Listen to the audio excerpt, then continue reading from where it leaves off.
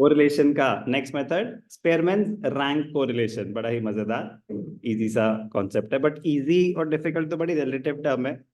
0.6 की value identify करना भी इजी होता है, but you never know, it can be difficult as well.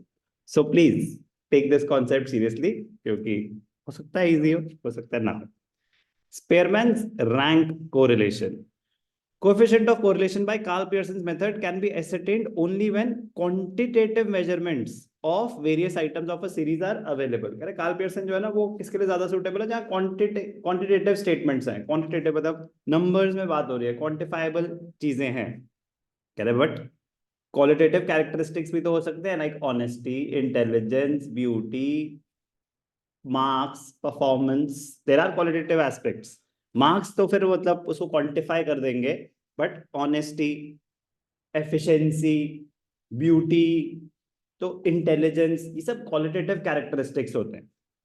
In many cases, the direct measurement of phenomena under study is not possible. For example, qualitative variables. So basically, Spearman method is more suitable for qualitative, for measuring correlation of qualitative variables. Qualitative variables like efficiency, honesty, intelligence, ability, bravery, beauty, they cannot be measured in quantitative terms. If we want to study the correlation between the two such qualitative variables, say intelligence and beauty, then Spearman's rank correlation is used. The measure of rank correlation was developed by British psychologist Charles Edward Spearman in 1904. In this method, various items are assigned ranks. Various items are assigned ranks according to their characteristics, and a correlation is computed between these ranks. उसमें भी हमें पहले उसको quantify करना पड़ेगा, तभी possible होगा। तो विदाउट क्वांटिफाइंग तो स्टैटिस्टिक्स हो ही नहीं सकता। स्टैटिस्टिक्स को बेसिक रिक्वायरमेंट ही यही थी, प्री रिक्विजिट, क्वांटिफाइबल वेरिएबल्स ही स्टडी हो सकते हैं। तो लेकिन ये थे क्वालिटेटिव कैरेक्टरिस्टिक्स, पहले उनको रैंक्स दी, उसके बाद कोरिलेशन मेजर हो पाई। Rank correlation method permits us to correlate two sets of qualitative observations which are subject to ranking. For example, in a beauty contest, judges have ranked the participants. Singing competition, beauty competition, judge बिठा देते हैं, तो फिर उनको points देते हैं, फिर वो points के basis पे ranking decide होती है. For example, in a beauty contest, if two judges have ranked the participants in order of their preferences, then the rank correlation facilitates determining degree of correlation between such rankings. Spearman's rank correlation formula क्या है? RK होता है rank correlation, rank coefficient of rank, ठीक है ना? 1 minus 6 sigma d square, 1 minus 6 sigma d square upon n cube minus n. 1 minus 6 sigma d square n cube minus n. d क्या है? deviation between the two ranks, the difference between the two ranks. n क्या है? number of pairs of observations. Basically क्या होगा?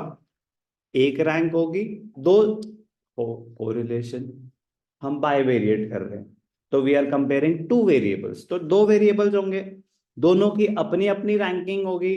x variable की rank 1 हो जाएगी, y variable की रैंक r1 r2 हो जाएगी। तो r1 minus r2 is the difference between the two ranks. जज ने आपको दिए 8th रैंक, आपको दी 1st रैंक, तो r1 माइनस r2, ठीक है ना? या आपको जज 1 ने दी 8th रैंक, जज 2 ने दी 6th रैंक। हर जज की अपनी असेसमेंट हो सकती है ना।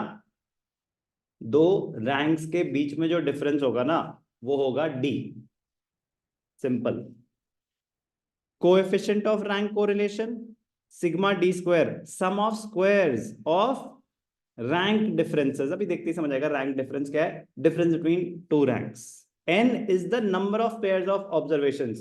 कह रहे हैं पेयर्स क्योंकि दो वेरिएबल है, 1 2 3 4 5, तो 5 x के 5 y के, तो they are 5 pairs of observations. 1 minus 6 sigma d square upon n cube minus n. बहुत easy है. The value of coefficient of rank is represented in the same way as Karl Pearson's. Sir, how do we know? In the same way as we did the degrees of correlation. कह रहे वो same, वो Karl Pearson के लिए भी same है, वो Spearman के लिए भी सेम है। आप जो कैलकुलेट कर लोगे, फॉर एग्जांपल वैल्यू आई 0.8, तो अगर पॉजिटिव है तो आर के rank correlation is +0.8, which means there is a high degree of positive correlation। तो प्लीज डिग्रीज आपके टिप्स पे होनी चाहिए। स्कैटर डायग्राम में नहीं यूज होती वो उतनी, क्योंकि स्कैटर डायग्राम में आप क्वांटिफाई नहीं कर सकते ना। कार्ल पियर्सन और स्पेयरमैन में क्वांटिफाई होगा, एग्जैक्ट वैल्यूज आएंगी, तो आपको वैल्यू निकालने के बाद अगर पूछा है कमेंट, मतलब क्वालिटी ऑफ आंसर एनहांस हो जाती है। नेक्स्ट टाइम लिख दो there is a high degree of, मतलब वो तब करना जब आप 100% श्योर हो, रेंज आपको क्लियर हो कि भैया 0.75 से 1 क्या होती है, 0.25 to 0.75 क्या होती है, मतलब यू शुड बी 100% श्योर। तो कह रहा है उसके बाद वो सेम है। A value of +1 means perfect positive correlation, -1 means perfect negative correlation। बाकी जो बीच में रैंक्स हैं वो हाई, मॉडरेट, लो, उसमें कोई डाउट तो नहीं है प्लीज, वो डिग्रीज हैं।